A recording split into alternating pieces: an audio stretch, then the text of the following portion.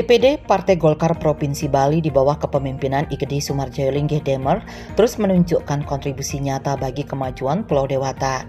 Tidak hanya lewat kerja-kerja politik formal, Golkar Bali juga aktif menghadirkan ruang-ruang intelektual untuk menggali gagasan strategis demi masa depan Bali yang berkelanjutan. Terbaru, Golkar Bali menggelar seminar bertajuk Menuju Bali yang Sustainable di Istana Taman Jepun Denpasar, Rabu 7 Januari 2026. Seminar ini menjadi forum diskusi inklusif yang mempertemukan tokoh lintas generasi, lintas kepakaran, serta berbagai latar belakang untuk membahas arah pembangunan Bali yang merata, berkeadilan dan berkelanjutan dengan tetap menjaga kualitas sektor pariwisata sebagai tulang punggung ekonomi daerah. Melalui seminar ini, Golkar Bali menegaskan perannya bukan sekedar sebagai partai politik, tetapi juga sebagai penggerak gagasan dan jembatan antara dunia akademik, generasi muda, dan pengambil kebijakan demi mewujudkan Bali yang berkelanjutan dan bermartabat. Seminar dibuka dan dihadiri langsung oleh Ketua DPD Partai Golkar Provinsi Bali, Igede Sumarjoyo Linggih Demer. Hadir sebagai narasumber sejumlah akademisi dan praktisi terkemuka, di antaranya Guru Besar Teknologi Industri Universitas Udayana, Profesor Ana Agung Suryawan Wiranata, Rektor Universitas Dianapura, Profesor Igusti Bagus Rai Utama, Wakil Rektor 1 Universitas Bali Internasional, Profesor Komang Gede Bendese, Akademisi Universitas Hindu Indonesia, Dr. Igusti Ketut Widana, Ketua KIPI Bali, Bali Tourism Board, Ida Bagus Agung Partaadnyana, dan tokoh muda sekaligus konten kreator dan pendiri Balinggih Gede Adrian Mahaputra. Diskusi dipandu jurnalis senior Iwayan Juniarte dan diikuti peserta dari berbagai kalangan termasuk mahasiswa dan generasi muda yang antusias menyampaikan pandangan kritis mereka. Dalam sambutannya, Demer yang juga anggota DPR RI dari Dapil Bali menegaskan, seminar ini merupakan respon Golkar Bali terhadap berbagai persoalan aktual yang tengah dihadapi Bali, termasuk narasi yang belakangan viral mengenai menurunnya kunjungan wisatawan. Menurutnya, isu-isu seperti sampah, kemacetan, banjir, hingga keamanan tidak bisa lagi dihindari dan harus dibahas secara terbuka serta dicarikan solusi bersama. Golkar Bali berinisiatif menjadikan diskusi-diskusi ilmiah sebagai program berkelanjutan. Hasil kajian para pakar ini nantinya akan dirumuskan menjadi rekomendasi kebijakan untuk para kepala daerah yang disalurkan melalui fraksi Partai Golkar di DPRD Provinsi Bali maupun DPRD Kabupaten Kota. Kalau ini tidak segera kita coba diskusikan, kemudian kita sampaikan hakikat kepada pemangku kebijakan, ini tentu akan menyebabkan Bali yang sustain atau Bali yang akan ditinggalkan, di mana kita tidak bisa lagi menghindar daripada posisi pergerakan ekonomi melalui pariwisata. Kita juga sudah berinvestasi dalam membangun perekonomian pariwisata. Anak-anak kita sudah sekolah di sana, kemudian kita juga telah mempersiapkan destinasi-destinasi pariwisata yang baik. Ya. Tapi kalau kita tidak pelihara dengan sistem transportasi yang baik, kemudian infrastruktur yang baik, kemudian juga persoalan sampah, persoalan banjir, persoalan keamanan, maka ini tentu akan mendegradasi daripada pariwisata sendiri. Guru Besar Teknologi Industri Universitas Udayana, Profesor Ana Agung Suryawan Wiranata menekankan pentingnya pariwisata hijau (green tourism) sebagai motor ekonomi Bali. Tujuannya jelas meningkatkan kesejahteraan rakyat, menjaga lingkungan, menekan emisi karbon, sekaligus mempertahankan keaslian Bali. Bali. Karena pariwisata sudah disampaikan tadi sebagai motor penggerak perekonomian Bali, maka kita kembangkan pariwisata hijau, ya, green tourism. Apa tujuannya ingin kita capai dengan pembangunan pariwisata Bali? Yang pertama, meningkatkan kesejahteraan masyarakat Bali, setuju ya. Yang kedua, meningkatkan manfaat ekonomi pariwisata Bali. Artinya apa? Tamu yang datang dengan uang yang dia bawa semakin hari semakin meningkat. Tadi beliau bilang spendingnya semakin bagus, lama tinggal juga semakin bagus. Lingkungan Bali yang lebih baik. Nah itu regional, bukannya lingkungan Bali yang semakin buruk, harus lebih baik. Berikutnya pengurangan emisi karbon, ini terkait dengan climate change, dan menjaga dan mempertahankan keaslian Bali. Sementara itu, Wakil Rektor 1 Universitas Bali Internasional UNBI, Profesor Komang Gede Bendese, menyoroti menurunnya kontribusi sektor pertanian dalam struktur ekonomi Bali yang saat ini memang didominasi sektor jasa pariwisata. Meski secara teori penurunan ini menandakan kemajuan, Bali justru menghadapi paradoks pembangunan. Ia mendorong agar pertanian dan pariwisata tumbuh bersama melalui perlindungan lahan sawah produktif, insentif bagi petani, serta penguatan pertanian sebagai bagian dari daya tarik pariwisata. Dari satu negara miskin ke negara maju, dia mengatakan makin maju suatu negara, maka sumbangan sektor pertanian pada pendapatan dan tenaga kerja secara persentase turun.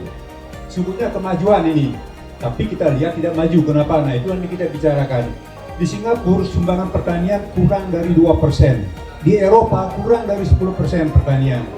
Yang maju apa? Jasa dan industri. Nah, ini kita lihat selama 55 tahun. Perubahan besar terjadi yang kita sebut dengan perubahan struktural. Lanjut. Persoalan sampah menjadi sorotan akademisi Universitas Hindu Indonesia, Dr. Igusti Ketut Widana.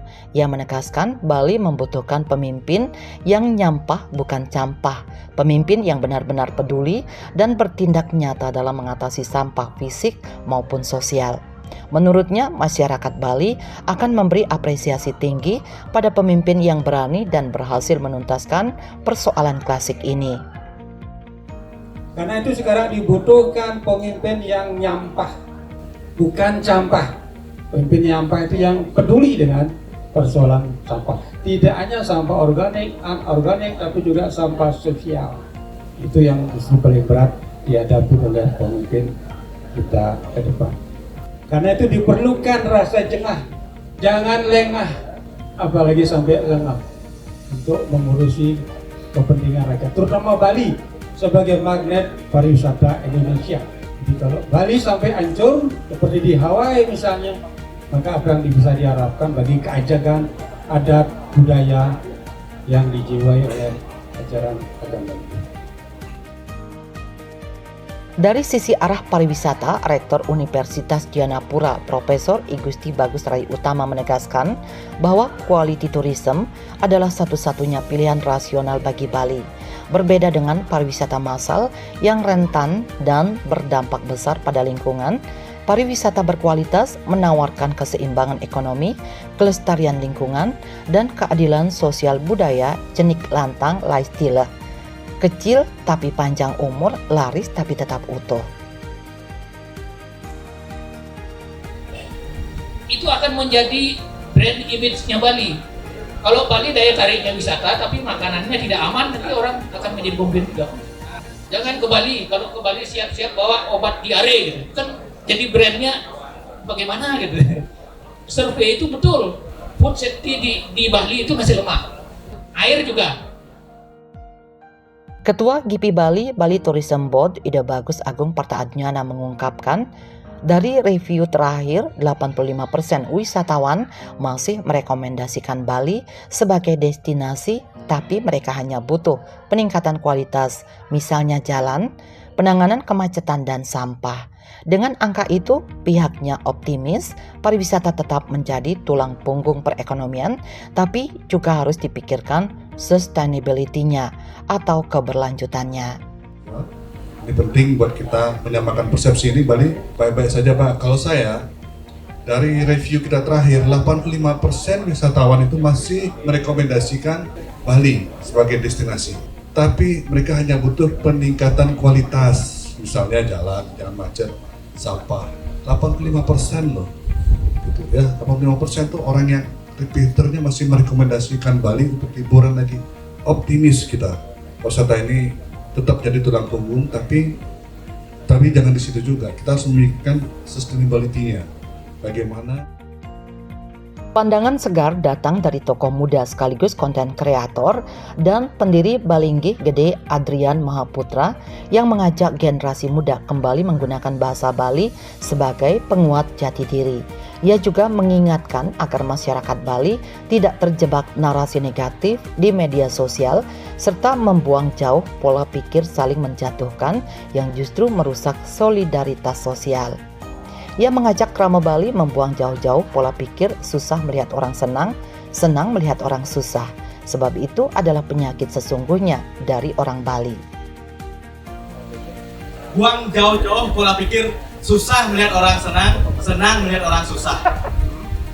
Ini menurut saya memang sih bukan cuma di Bali saja, tetapi yang terjadi sekarang di Bali itu tadi juga salah satu narasumber kita menyampaikan ada saja salah satu keluarganya yang sugih gitu misalnya naik ke posisi puncak, udah dikirim ilmu pelangi hitam putih dan lain sebagainya ya. Ini yang saya maksud susah melihat orang senang dan senang melihat orang susah. Nah, apa yang bisa kita lakukan? Pertama, saling gisi peturu nyawa Bali, suwut ngortang pisage. Kemudian yang kedua, perbanyak belajar sejarah buku kebalian. Kebalian yang saya maksud bukan berarti harus menjadi Balian ya, sing. Tapi buku-buku seperti Swadharma Dadina Bali, buku-buku Bali dalam pengembangan karakter, menata perkawanan sebelum perkawinan, hukum adat Bali, buku negara teater, dan banyak buku-buku kebalian yang lainnya. Termasuk buku-buku.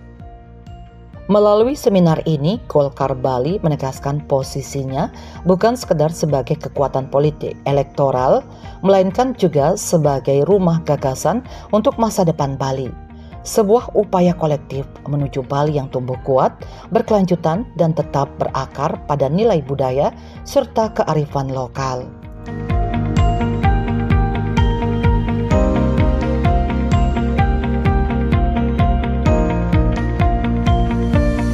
Bali 1 mengabarkan.